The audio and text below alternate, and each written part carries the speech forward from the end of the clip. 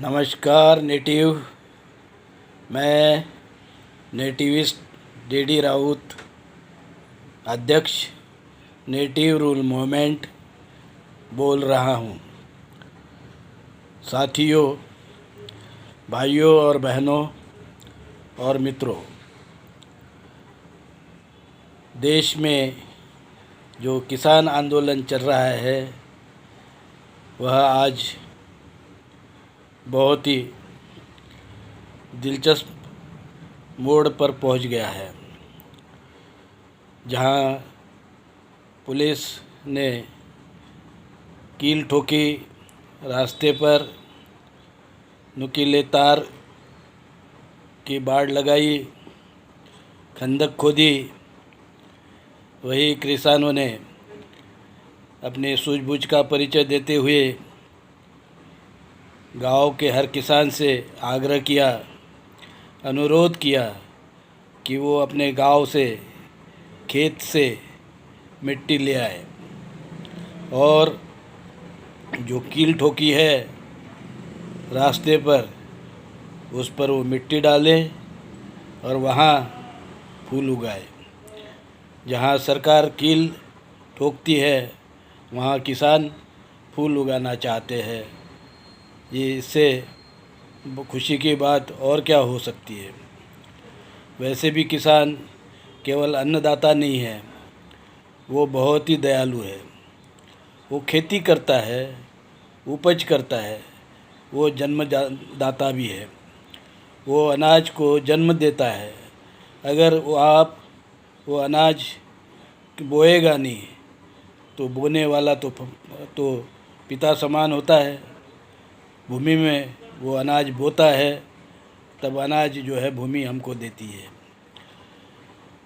जहाँ खेती लहराती है, पंछी आ जाते हैं, वो उसे उड़ाता है, मारता नहीं। जंगली जानवर आ जाते हैं, उसे भी भगाता है, मारता नहीं। अपनी खेती की रक्षा करता है। तो किसान जो है वैसे भी दयालु है।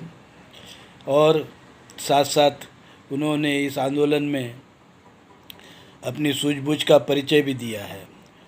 लोग नफ़रत फैला रहे, कील ठोक रहे, वहीं किसान जो है फूल उगा रहा है। ये कितनी अच्छी बात है। अंतर्राष्ट्रीय स्तर पर भी किसानों को, किसान जो आंदोलन है उसको सहारा गया है और साथ साथ किसानों को और बहुत सारे अंतर्राष्ट्रीय लोगों ने उसको जो है मान्यता दी है। इनकी शांततापूर्ण आंदोलन को मान्यता दिया है।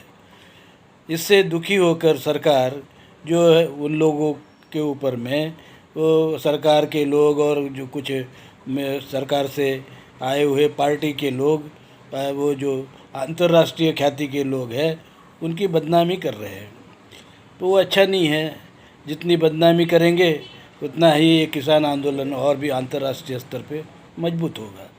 यूनाइटेड नेशन ने यूएनओ ने भी इस आंदोलन की दखल ली है और जो मानवाधिकार का हनन सरकार ने नहीं करना चाहिए, ऐसा यूएनओ ने अनुरोध भी किया है। ह्यूमन राइट्स का जो विंग है यूएनओ का, उसने इसकी दखल ली है। तो इस प्रकार का अंतर्राष्ट्रीय स्तर पर भारत के किसानों का आंदोलन पहुंच गया है और मुझे ये पूरा यकीन है कि ये किसान इस आंदोलन में ज़रूर जो है विजय हासिल करेंगे। जो उनकी मांग है, 3 कृषि कानून जो किसान के विरोध में है, उसको निरस्त किया जाए। मुझे आशा है सरकार वो करेगी और उनको जो मिनिमम जो सपोर्ट प्राइस है, वो सपोर्ट प्राइस के लिए कानून लाएगी। हो सकता है ये लड़ाई लंबी चले और भी लंबी चले। ये अभी सत्र में क्या होता है हमें मालूम नहीं है। सरकार की मनीषा तो ऐसे दिखाई नहीं देती है कि वो बिल वापस ले लें। वो चाहते हैं कि किसान किसी न किसी प्रकार मान जाए कि कुछ संशोधन करो, संशोधन पे मान जाए और बात ख़त्म हो। पर वो जो है सरकार के हित में भले ही हो सकता है, किसान के हित में नहीं होगा। तो किसान जो है अपना हित तो सोचेगा ही, और किसान जो कह रहा है कि 3 कानून वापस होना चाहिए, उसको वापस लेना चाहिए। यहाँ कुछ भारत में बहुत कुछ ऐसी भी हस्तियाँ हैं जिसे सरकार ने भारत रत्न से नवाजा है। वो लोग भी है किसान के विरोध में कुछ अपना वक्तव्य दे रहे हैं, जो कि हमको लगता है कि वो गलत है। दरअसल भारत रत्न को इस प्रकार का जो वक्तव्य देना या किसान के खिलाफ में कोई स्टेटमेंट देना, ये जो है उनके जो ये बड़प्पन है उसको शोभा नहीं देता है।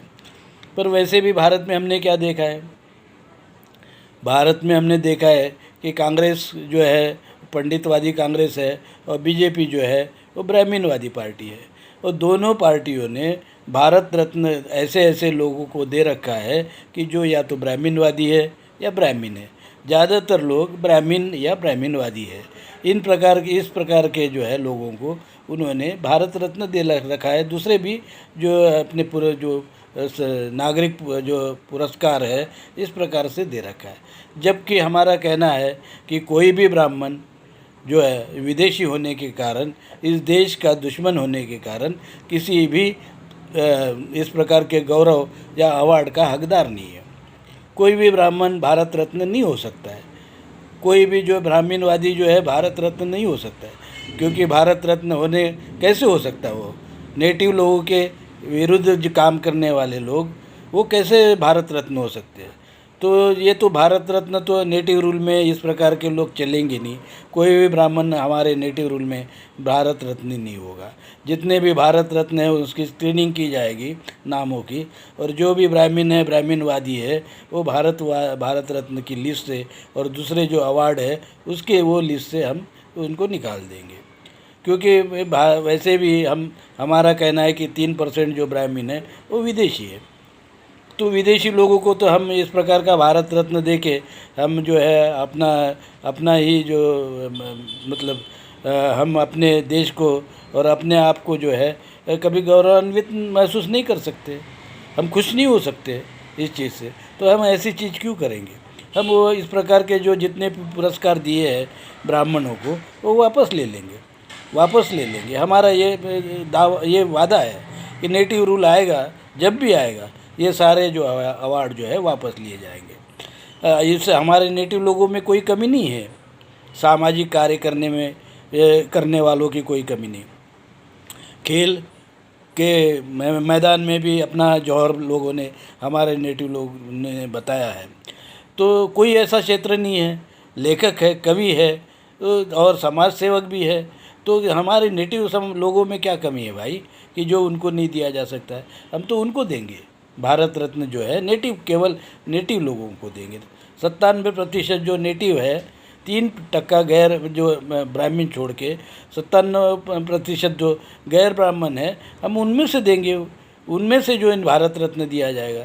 तो हमको भारत रत्न ऐसा चाहिए, भारत रत्न या और भी दूसरे लोग कि जो वाकई में नेटिव लोगों के हित की सोचते हैं, उनके लिए काम करते हैं। हम दूसरे को क्यों देंगे। खैर ये तो हो गया कि किसान आंदोलन ये लंबा चलेगा, और इस प्रकार के जो लोग हैं उनको निगलेक्ट करना पड़ेगा हमको, तो ज़्यादा इसके ऊपर में ध्यान नहीं देना चाहिए।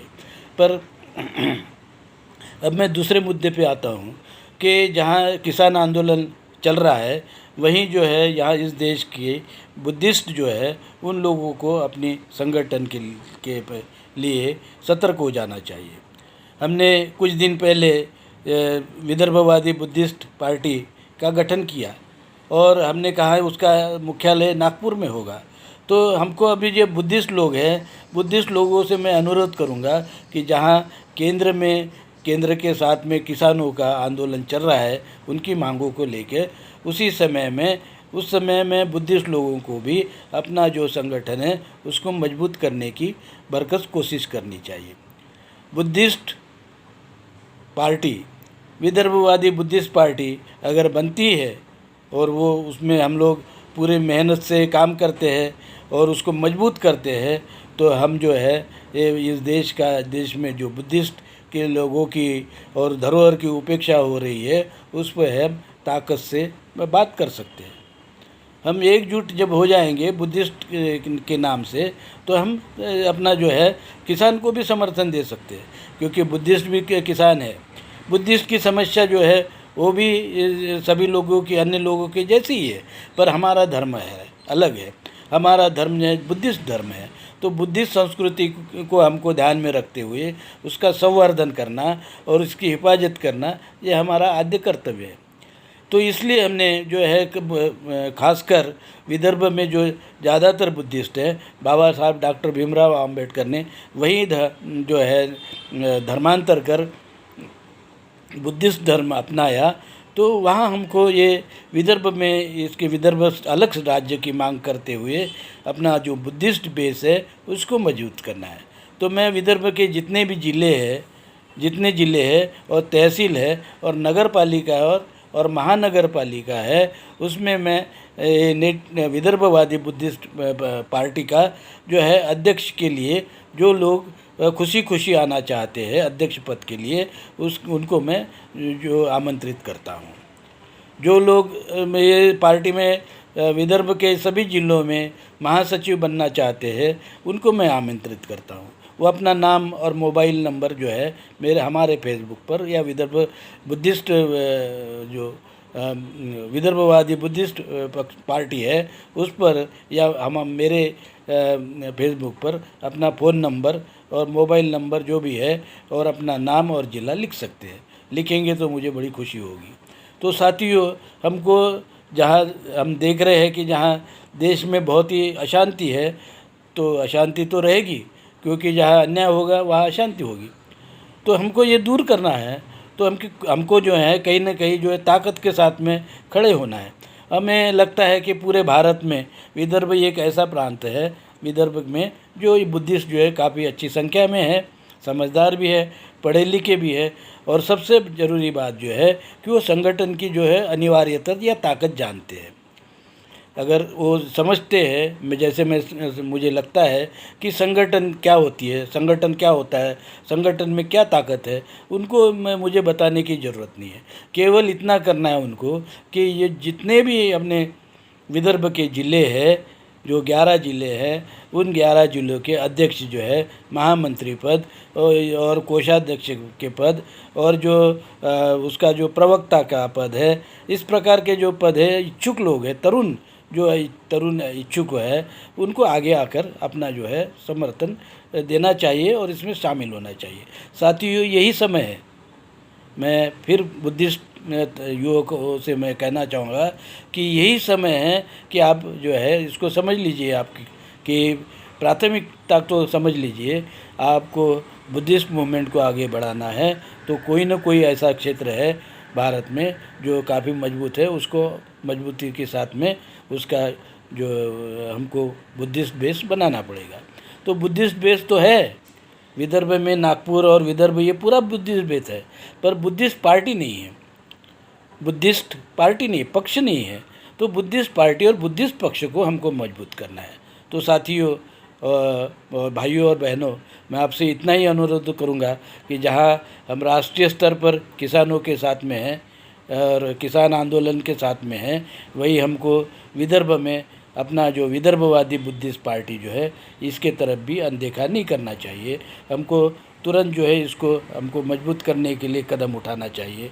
और मैं आने वाले दिनों में पूरा विदर्भ का दौरा करूंगा। हर जगह जहाँ जहाँ जो बुद्धिस्ट लोग हैं वहाँ जाके मैं आप लोगों से मिलने की कोशिश करूंगा। और मुझे पूरी उम्मीद है कि आप जो है इस पार्टी में आप शामिल होंगे और ये संगठन को मजबूत करेंगे। जब आप मजबूत करेंगे इस संगठन को, विदर्भ में अगर बुद्धिस्ट संगठन मजबूत होता है तो यकीन रखिए, मैं आपको ये बात ज़रूर कहना चाहता हूँ कि बुद्धिस्ट संगठन और बुद्धिस्ट जो कल्चर, बुद्धिस्ट धर्म और बुद्धिस्ट जो धरोहर, इसकी रक्षा हम कर सकेंगे और इसको पूरे भारत में बल मिलेगा और हम विश्व में भी बुद्धिस्ट लोगों की बात अच्छी तरह हम कर सकते हैं। तो हमें सबसे पहले तो किसी न किसी स्टेट में, और छोटा स्टेट जो है वो स्टेट बनने जा रहा है, बनेगा, आज नहीं कल बनेगा। जरूर बनेगा, विदर्भ स्टेट जरूर बनेगा। तो विदर्भ का जो है हमको इस प्रकार का प्रायोरिटी देकर वहाँ विदर्भवादी बुद्धिस्ट जो है पार्टी, इसको मजबूत करना है और इसके लिए हम काम करना है। यहाँ हम किसानों के लिए काम करेंगे ही, साथ साथ भाइयों बुद्धिस्ट भाइयों, आइए हम अपना बुद्धिस्ट विदर्भवादी बुद्धिस्ट पार्टी नागपुर मुख्यालय, इसके तरफ में भी हम ध्यान देकर उसका काम करें। तो साथियों, इतना ही मैं कहूँगा। जय हिंद, जय नेटिव, जय विदर्भ।